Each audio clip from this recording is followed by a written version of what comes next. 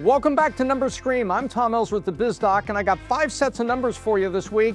Here they are. First of all, ICE receives a budgetary boost. I bet you didn't know how much money they had for all the activity that we're seeing. Then Google's going to pay $68 million fine for spying on us. That's right, it's the tip of the iceberg. Then let's talk about the AI safety report card. I don't have numbers, but I got letters A through F on a report card, and it will shock and surprise you. We all need to be careful. Lastly, S&P is already hit 7,000. I'll show you what's going on there. Wait, the economy is supposed to be burping and belching and having problems. Not really. Then who will Trump nominate for the Fed? It's all important because they're going to come out with numbers. Maybe they raise rates, maybe they lower rates, maybe they do nothing, which is probably what's going to happen this week.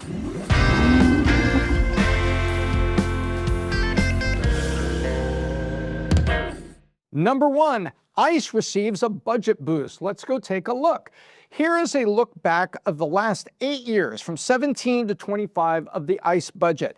As you can see, it was a steady budget over the 8 years until we promised to remove the people that were committing crimes or were here illegally. We made a commitment to do that, and guess what? There is an extra $73 billion that can carry over all the way till 2029. So they gave ICE more, whether you like or don't like the way it's happening. Whether you agree or not agree with how your governor or your senators have supported the president, or ICE Barbie, Secretary Noem, it doesn't matter what you think. The fact is, it was properly funded because there were illegal immigrants committing crimes. And I can say illegal immigrants. I don't want to be politically correct and say, well, they're undocumented. Undocumented is like this. Remember, undocumented, I get pulled over for speeding. Oh my gosh, I left my wallet home. How can I identify myself? At that moment, I'm an undocumented speeder.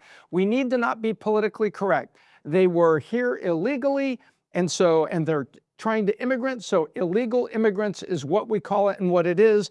ICE was properly funded. But I just wanted to show you, whether you agree or not, or whether you're still watching or not, you may have turned this off already. And if you the funding is significant and will carry over several fiscal years. So guess what? They've got the money to do what should be done because there are bad apples committing crimes and they need to go back where they came from. Second up, Google is going to pay a $68 million fine. That's nothing. They blow more than that on lunch. But let's see why that's important. They're paying the fine because the voice assistant was eavesdropping on us. The reality for all of us is this.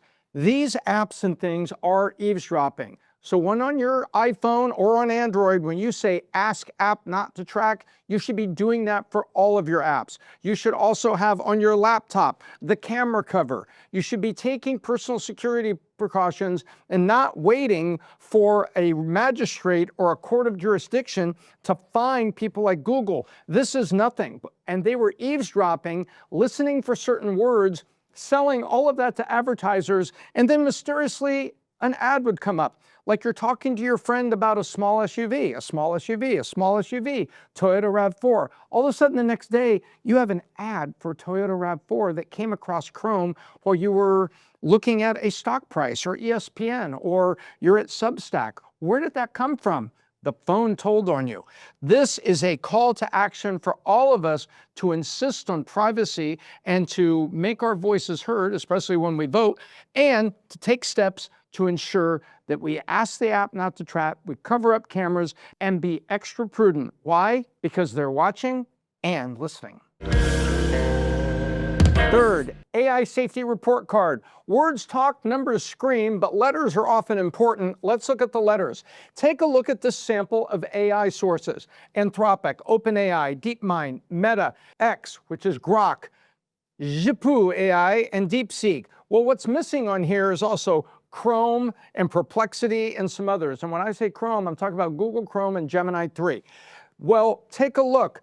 Do you see a lot of A's? There's some A's and B's down here, but there's a lot of F's and D's. Why is that? It's because when you go and take a look at this, AI has got issues for you and me. When you use AI, you need to be careful. You need to be able to change your settings so that you do and don't share what you want. If you just use it casually, you have to take a look at what is going on here, including safety frameworks, governance, how they share information. In the AI world, we need to be just as careful as we were when a lot of us got LifeLock to protect our personal credit.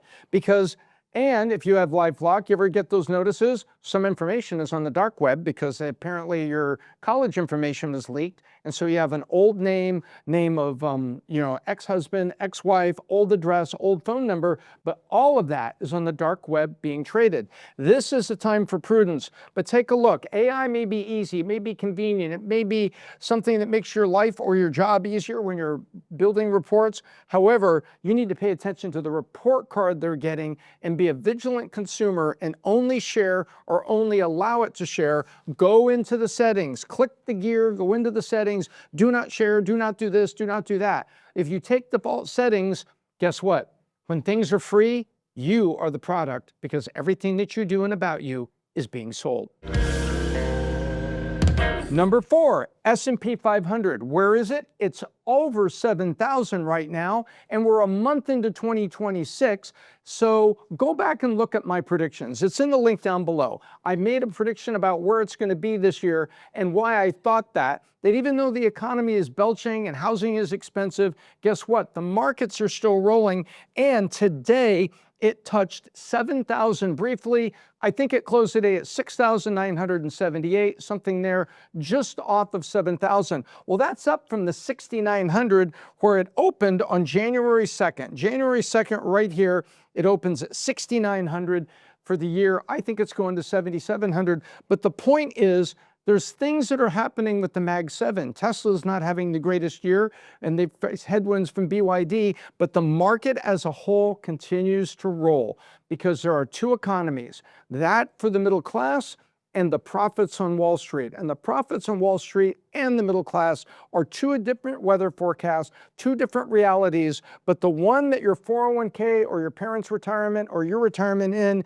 is doing fine, at least for now. And number 5, an update. I covered it last week, but I want to cover it this week because it's important. Who will be at the Fed making decisions about monetary policy and interest rates is very important, and it has changed. Kevin Hassett has officially been asked to stay at the White House in a job in the president's administration and to work with the president and Secretary Bessent. So he's off the table, but he was the roaring favorite for a while. Let's take a look. Rick Rieder has come up like a bullet and is holding at almost 50%, 48% right now, and Kevin Warsh has slipped back because of an announcement that was made just last week that maybe Warsh isn't the guy.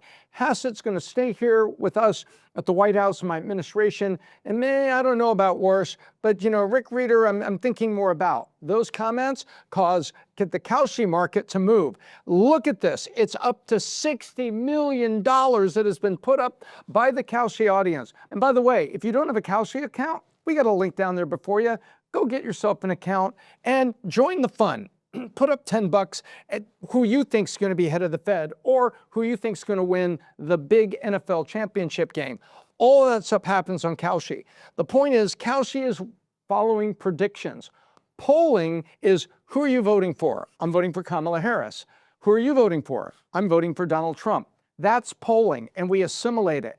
Prediction markets are, hey, who do you think is going to win the NFL championship? Well, to tell you the truth, I'm a big New England fan, but you know what? I got $100 on Seattle. That's a prediction. And the prediction markets are much more accurate than polling markets. So Kalshi is assimilating all of the predictions from people like you and me. If we have a Kalshi account, we go in and put $10 up and say, I think it's Rick Rieder because of what's out there. These markets have proven to be far more accurate than the casual news and the prognosticators on Barron's, on the Wall Street Journal and other news sources, and the sports betting. Sports betting is based on a line. You are fighting the house that puts the points in there to affect and impact the outcome. Because if you want to take Seattle, maybe you have to give up points. You want to take New England, maybe you get points. Make sense? But prediction markets have proven to be far more accurate as America comes together, puts a couple bucks up, and says, this is who I think is going to win it. And guess what? You're not betting with points against the house. You're merely putting it up and you get the other half. These people say yes, these people say no. The dollar trades based on that. And this is where Rick Rieder is seen by a lot of people who have put up a lot of money to be the next head of the Fed. If you like the way we go through numbers, would you like us to go through the numbers for your company and maybe help you grow or drive EBITDA or make strategic decisions better? Go to the link down below for Bet David Consulting. Patrick Bet David, myself, and a host of others are here to provide you education and conferences, masterminds, one-on-one consulting, and more. You can drive the company the way we did, and we'd love to share that advice with you because we've done it. We've built companies, we've sold companies, we've been through it. The scars on my back match the scars you have. Bet David Consulting, right down below. Click the link, go through the 5x5 analysis, and see if we can't help you. Until next time, I'm Tom Ellsworth, the BizDoc, and I hope I left you better than I found you.